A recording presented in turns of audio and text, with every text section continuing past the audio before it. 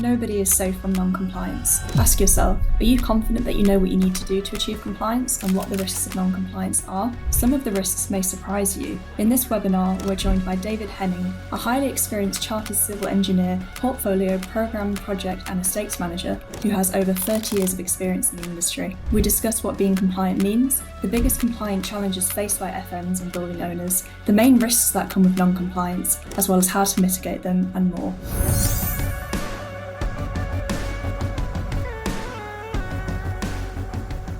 So I'm David Hemming. I've been in the property and construction sector for over 30 years now. I'm a chartered civil engineer by background.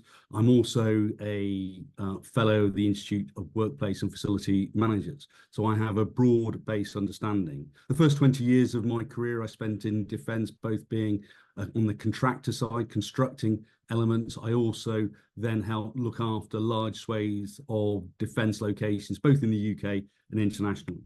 On retiring from defence, I have then been a director of estates and facility manager for two large universities, and I've also been the managing director of the parliamentary estate down in London. So large, complex estates with many different issues, a lot of which are in regulated environments. And obviously it's within the regulations that you get an excessive amount of compliance, but there are general compliance issues that apply to all estates and buildings. So perhaps before we start talking about risk, David, and the risks of non-compliance, can we perhaps start by thinking about what does being compliant mean in relation to building maintenance? Absolutely. In simple terms, compliance means adhering to a set of requirements or principles that will really keep people safe, and that's the predominant area, but it's also about protection of property and in real terms the mitigation of risk for an organisation. At the top end of compliance there is the term statutory compliance, and what that means is what is written into law. And a number of the professional bodies, BISA, BISRIA, CIBSE, IWFM, got together and provided a clear definition of what statutory compliance was. So please go and refer to those professional bodies, you can see it. But in broad order, it means what is in both primary legislation and secondary legislation. However, you need to be aware that sometimes that legislation only gives generic guidance into what it means to be compliant. It may require to then look at specialist publications such as approved codes of practices or industry standards where you get prescription exactly what it means. Now, in some cases, you won't actually get any prescription. At that point in time, what you're expected to do is use industry best practice to mitigate the risks that are involved with it. So, part of this is how do you keep up to date and ensure that you know what is the right side of the law and what is potentially the wrong side of the law. On top of that, I talked about being in regulated environments. So on top of legal aspects, certain organisations talk about mandatory requirements. These are guidelines and principles that are set out by those institutions, and you see them in aviation industry, in defence, in health, in the food industry, and it's a separate guidance that is specific to that industry that also needs to be adhered to, and it's another layer down underneath statutory compliance. That's brilliant, David. It's a difficult topic to express in simple terms. So what I basically understand from it is you need to do the right work, you need to do it at the right time with the right people, i.e. they need to be skilled and competent to do the job. It's very much that, yeah. So moving on, in your experience, what are the biggest challenges facing FMs and building owners when trying to achieve compliance? Well, first and foremost, it's about whether the resources that you have at your disposal are competent to understand the requirement. When I talk about competence, I talk about the skills, knowledge, attitude, training and experience that you need to actually comply to that. The other big challenge is, and you talked about knowing what you need to do, that is just the first part. And sadly, in the event of something going wrong, it's actually then having the records to demonstrate that you were adhering to the law or the mandatory requirements. And therefore, a key part is the retaining and maintaining of records. And a lot of organizations fall down because they can't demonstrate how they've been compliant. They might well have done all of the checks and balances, done all of the inspections and testing, but they don't have the body of records to actually prove it. And sometimes, if you unfortunately are in a situation post-incident where you have to demonstrate that you have a culture of compliance, not having sufficient records means that you haven't got the overwhelming evidence to demonstrate that you are by culture a compliant organization, and therefore you run significant risks. And the evidence needs to be what was done and when it was done, because there is prescription in certain elements of compliance saying that you have to do it within a fixed period of time. So being able to demonstrate that you always were systematic in doing that activity is also a key thing. So the records, I would say, is definitely a real issue. And the challenge also with the records bit is the continuation of error. If you don't have details of what you have, you don't know whether you're maintaining it. So, part of this is, that full evidence base that you need. Absolutely. I think there was a question that just came through that I saw pop up. Yes, from the audience. So how can you best demonstrate compliance through documentation, practice and processes? Well, first and foremost, what I would say is, have you got a well-articulated maintenance strategy and plan that talks about how you achieve compliance? Because part of this is demonstrating there is a methodology to it all. So ensuring you have a written document that talks about compliance, talks about the tools for compliance, talks about how you identify competency, and competency is a much bigger issue now post the Building Safety Act, because there is a strong requirement to demonstrate that. So it's having that evidence base in all that you do that you can fall back on. Then it's also about having a systematic approach. Small organizations, it may be that you're using a spreadsheet to say what you need to service, but in doing that, it needs to be kept up to date and managed well. Bigger organizations, you will move to CAF FM systems, IWMS systems and the like, but it's actually using the tools appropriately and making sure that they are, or evidence is recorded accurately. Is nothing worse than knowing that you have a system, investing in the system, but it not being used. Absolutely. Yeah, it's something that we hear time and time again, actually, this loss of building information and accurately recording what's been done, and that it's been done by a competent person, and documenting when changes have been done and why. Okay, so in your experience, where do organisations tend to fall down with compliance, and does that in fact differ by sector? So the main issue that I find is first and foremost, do you have a clear understanding of the assets that you have within your estate? Have you got a clear record? It is not unusual, especially when you're using outsourced providers, and then there is an issue of who has responsibility for providing a clear asset list of what you have. So, understanding what you have is the first point. Making sure then that you have a system to actually understand when you need to do it, and you can do work order processing, whether it's, as I said, a manual spreadsheet and it rotates, or it's a more automated system. So, having the documentation there, and then also once you have done it, unfortunately, human nature is of a type where you get some people that will, say they have done activities, but not necessarily completed it. So you need to be able to close the loop and be able to audit the activity to ensure that your trade staff have actually been completing the work and doing the activities that they're being directed to. So making sure there is an audit trail and you can actually show that you are ensuring things are being done the way they should be. So, David, I'd like to now turn the conversations talking about risk, which you've already started touching on. So what are the main risks of non-compliance?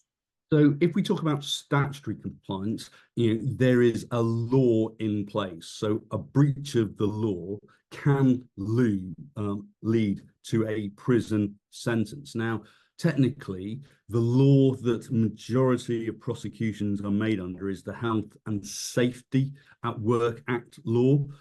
However, in the event of a fatality, there is now a new law, an amended law that talks about gross negligence manslaughter.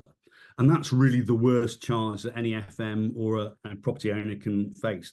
And currently that carries a maximum sentence of 18 years, or it could possibly be more because that's predicated on a single loss. If there are multiple losses, it can be much higher. So 18 years in prison should be enough to focus most people's minds, on the seriousness of staying in compliance. And obviously understanding whether an individual is in a position of responsibility or accountability is a key thing. Just because you have manager in the title and not director, it doesn't mean that you will not be deemed to have a responsibility. You may not have final accountability, but you may be responsible. Next issue, obviously, is financial penalties. Now, depending on the severity of the issue will depend on the court that it goes to. So lower courts, magistrates courts, now have a £20,000 fine, but if it's significant enough and it goes into a Crown Court, it is an unlimited fine. So that is significant exposure for an organisation to have. Next element is where you have an outsourced provision, you have an issue then, depending on which parties in breach, is a contractual breach. So you have a legal issue between parties, which is under civil law, and that can create all sorts of issues and really sour relationship. Next one I would say is reputational. You don't want to be an organisation that is renowned for not looking after its people and putting them at risk, because it is a significant negative when you're trying to recruit or build an organisation if you have that reputation. Also, for those of people with large enough organisations that have shareholders have a tendency not to like that level of exposure, and potentially it can impact significantly on share price. And last but not least, there is psychological damage. For those people who work in organisations, if they don't believe that somebody has their back or actually experience, a significant issue, an accident, it can stay with them and cause, harm. We know for a fact that mental health is one of the biggest issues that we face in the modern working environment. And this is just part of it. So it's ensuring that we're looking after all of our people. Okay, thank you. And maybe some of you are sitting there and thinking, well, what are the chances of this really happening? What's the level of risk here? Well, you may have seen last week there was a logistics company that was fined £1 million by the HSE, and it was held accountable for failures because an employee fell whilst performing routine maintenance work and there was no risk assessment in place. So actually the risk that David's talking about, it really could happen to you if you're not taking the appropriate actions. There was a good question that I just saw that came in to this point. So when a client has set a low budget for FM, I guess this is a contractor asking this question, how to handle this situation when we can't maintain the high quality FM deliverables? So the bottom line is, in any tender response, it's up to the supply chain to identify what is the bare minimum that needs to be done to achieve statutory compliance. and if the financial envelope from from the supply chain or from the client doesn't allow you to do that, then it should tell you something about the value of that contract to you as an organization. And unfortunately, you have to take a conscious decision whether your reputation, your liberty, and potentially a fine is something that you are willing to take for that business. But again, some of this may be a lack of understanding to what is actually required to achieve compliance. And part of this is, how do you educate the client? And a good, contractor will help a client understand that. So, working with them, to say, well, actually, this is the bare minimum. However, there are still risks, because you will end up with greater wear and tear on your assets. You will have less understanding of when they could fail. So what will a failure of your assets mean to you from a business continuity, EPRR, if you use that terminology, and try and explain it to them in a way that they will understand from an operational point of view for their business. And that's all you really can do. But it's a professional choice whether you wish to enter into a contract where there isn't sufficient money to achieve statutory compliance. Yeah, trying to cut corners, absolutely. I'm going to ask my colleague Alex, who's working away in the background, to launch a poll question. So question number 1, please, Alex. So quite often we ask you about facts, what are the main challenges that you're experiencing, for example. Today we'd like to ask you a question which is more feelings based. So talking about risk, so thinking about your own organisation, does your organisation's current level of risk make you feel pressured? And we've just given you 3 possible answers here: very, somewhat, and not very. So obviously nothing's going to be analysed on an individual level. We're just trying to get a straw poll of what the sentiment is. How are you all feeling about risk? And I think just about everybody has cast a vote. I can see 1 or 2 still coming through. Let's just give you 5 more seconds. Votes are still coming in. Cast your vote now, otherwise you'll miss out on the opportunity. Oh, we've still got votes coming in. Okay, 5, 4, 3, 2, 1. And can I ask Alex you to share the results of the poll? So we can see that for 23% of you are feeling very pressured about the level of risk within your organisation. The majority of you, at 54%, are feeling somewhat pressured, and 23% of you not very. Okay, if you wouldn't mind just unsharing that, please, Alex. Thank you for taking part in that, everyone.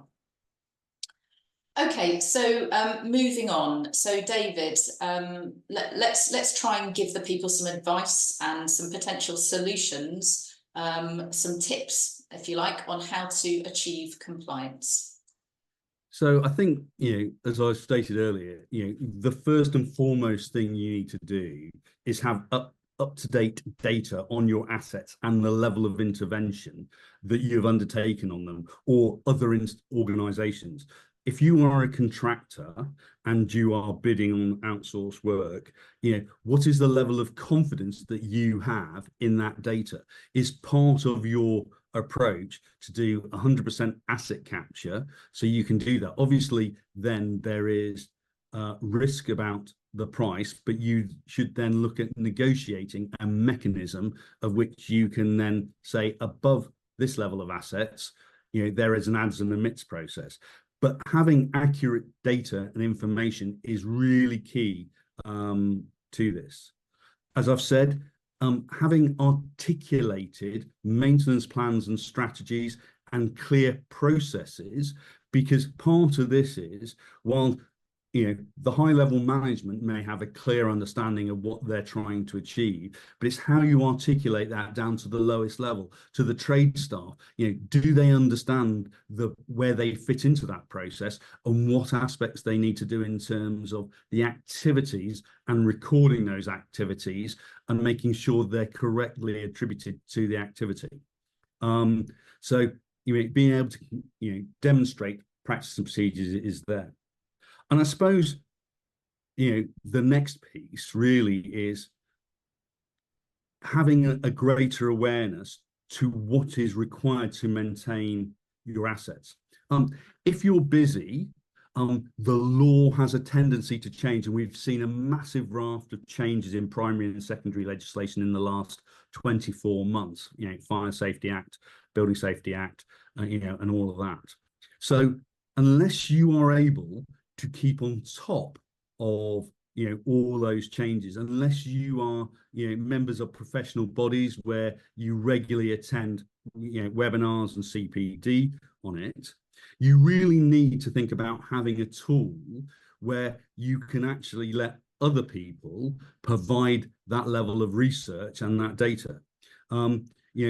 BISA back 20 plus years ago recognized the challenge from their members of how to stay compliant because of this changing environment, and it was because of that SFG 20 was created to create a standard set of lists where people could automatically refer to this as an industry standard, and SFG 20 has absolutely become an industry standard. However, the challenge then is the timeliness.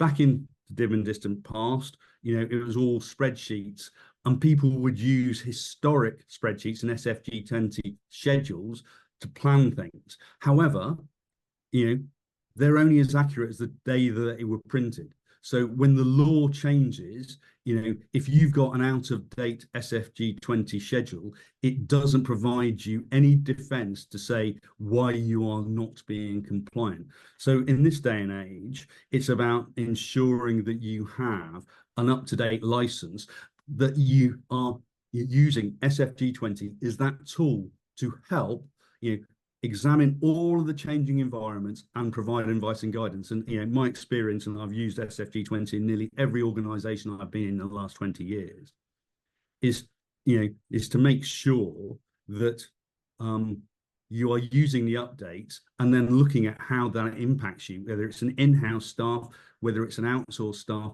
And there needs to be open and honest conversation, especially when you've got a contracted staff, of what those changes are. In real terms, risk should sit where it's best managed. So from a client's point of view, you can't just throw it over the fence to the contractor and say, well, you should have known that the law could have changed, you should have priced for this. If it wasn't in there, clearly articulated in that, then there is a conversation whether there's an alteration to contract. And being open and honest between client and supply chain is the only way to really keep on top of this, because you need a good, strong working relationship. It's about people and property. It's not just about the contract. Be aware of what it actually entails at the end of the day. Yeah, wise words. So everybody's responsible, aren't they, in their own different ways. What I'm going to do is ask Alex again, please, to put up poll question number 2, because David's talking about the SFG 20 standard.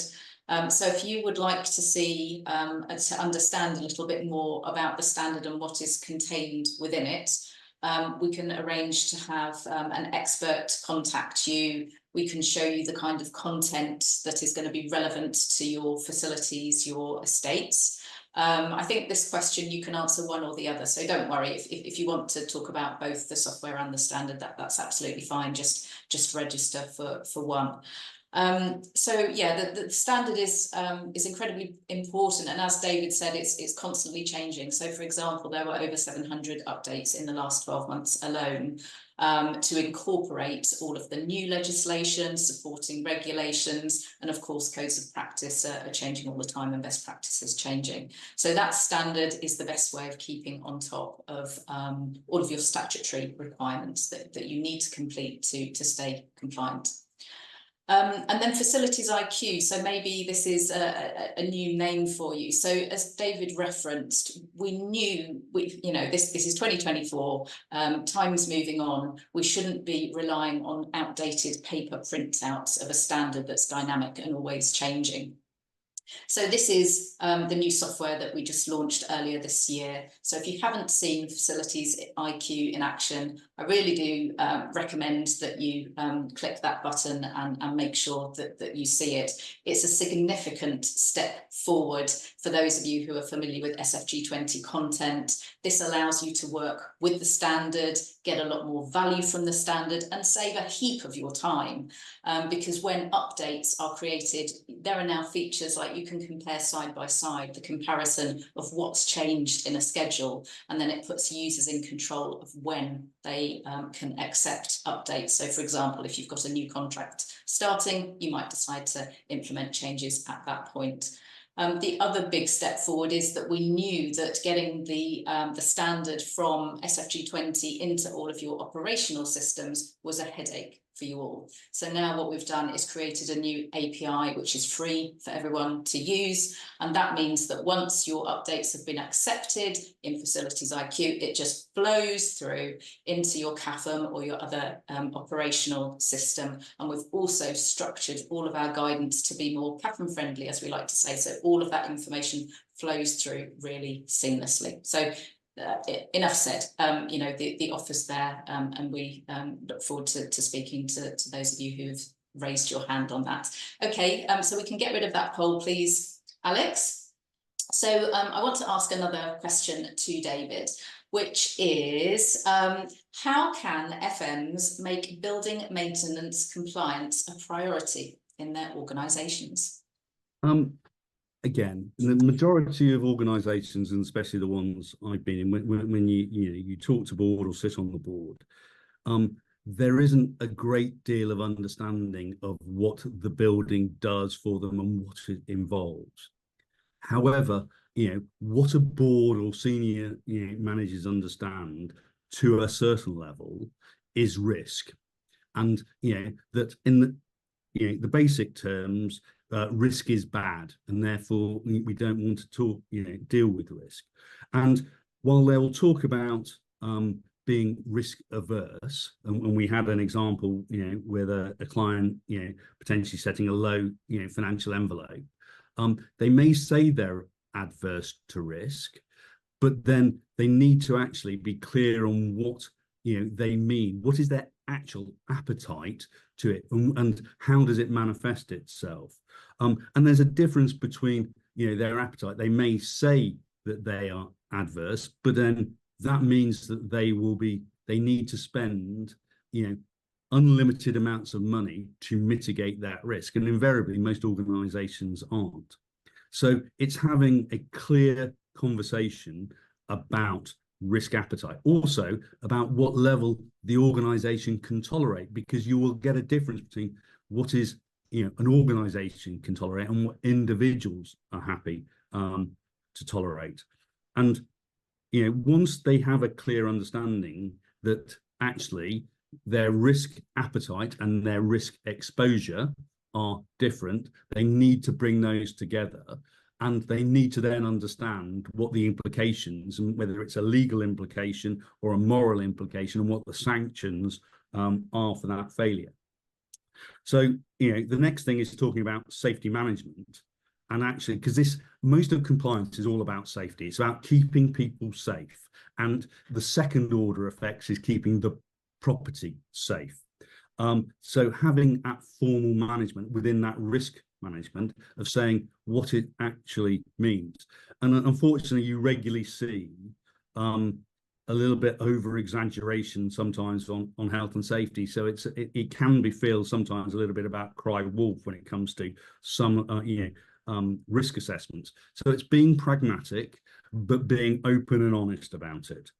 And the issue with safety management and any sort of quality management system is that plan, do, check, act. Is making sure that once you say that there is a risk, you look at what the mitigation is, and putting that mitigation, and it may be the level of maintenance and everything else. You then come back and look at what that impacts. Is productivity impacted? Is the operational activity impacted? If it is, and it's outside of a risk appetite, then you change what you do and you impact more. If it's within it, you're happy, and it's making sure that there's that circular motion. But it's bringing that to the attention of senior management, because if they don't know, they cannot make informed decisions. If you talk about widgets, boilers, pipework, electronics, they're unlikely to understand it. If you talk about things that are likely to understand, which is money, productivity, operational output, and the risks involved in that, you're likely to have a much better conversation with them about what it actually really means. Did you enjoy this video? Subscribe today to get the latest tips from SFG 20, the industry standard for building maintenance.